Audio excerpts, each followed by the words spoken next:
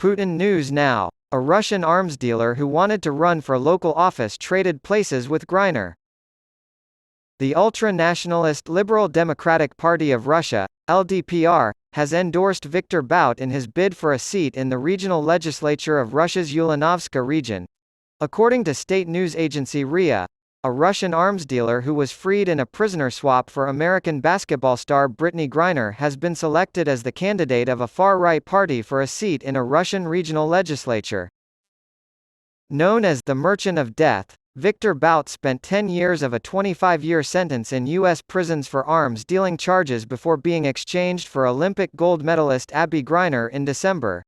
According to RIA, a member of the ultra-nationalist Liberal Democratic Party of Russia, LDPR, in the Ulanovska region in central Russia confirmed that Bout had been nominated as a candidate for the Legislative Assembly.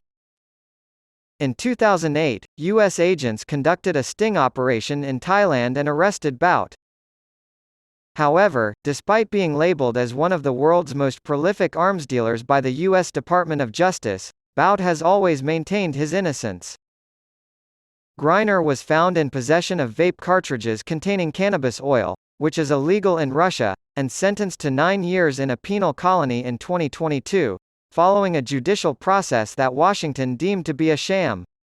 Griner has picked up where she left off in the sports world.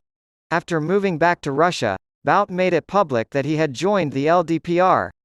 The LDPR is a far-right, ultra-nationalist group that backs President Putin's invasion of Ukraine despite its name.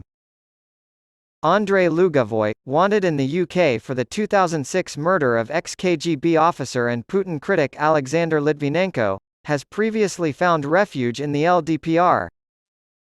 Since 2007, Lugavoy has represented the LDPR in Russia's federal legislature.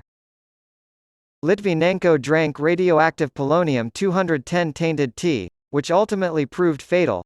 President Trump said Russian President Vladimir Putin called him the most vicious president ever.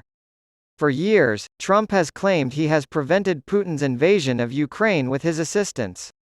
In addition, he stated that if he were still president, Putin never would have invaded Ukraine. Trump has made similar claims about his friendship with Putin, the current leader of Russia. Trump claimed at a Saturday campaign rally in South Carolina that Putin called him the most vicious president ever, after Trump was indicted under the Espionage Act of 1917 for his mishandling of White House documents. An ex-president of the United States is being charged with espionage. Trump said at the rally, as Putin said, "You are the most vicious president ever. Never before has a president treated me so poorly. Still, we managed to get along. That's nice, isn't it?" Trump has made similar claims about his friendship with Putin before. Despite not having spoken to the Russian leader in a long while, Trump boasted last month that he had a very strong relationship with Putin. "I have a great rapport with Putin." In an interview with Bret Baier of Fox News Special Report, he said, "I mean, I haven't spoken to him in a long while, but I had a very strong relationship." During the same interview, Trump claimed he warned Vladimir Putin that there would be a catastrophe if Russia attacked Kyiv without provocation. This, he said, helped delay Moscow's invasion of Ukraine for several years. In addition to bragging about his friendship with Putin, Trump has also claimed that he could have ended the conflict in Ukraine within 24 hours if he had been president at the time. "I could get a deal done in under a day if we started right now." He continued, "I would tell Zelensky something, and I would tell Putin something, and I would get him into a room, and I would tell him again, and again. I could get an agreement signed off on in no time." Trump has been silent on how he would have ended the conflict between Ukraine and Russia if he had been elected president in 2020.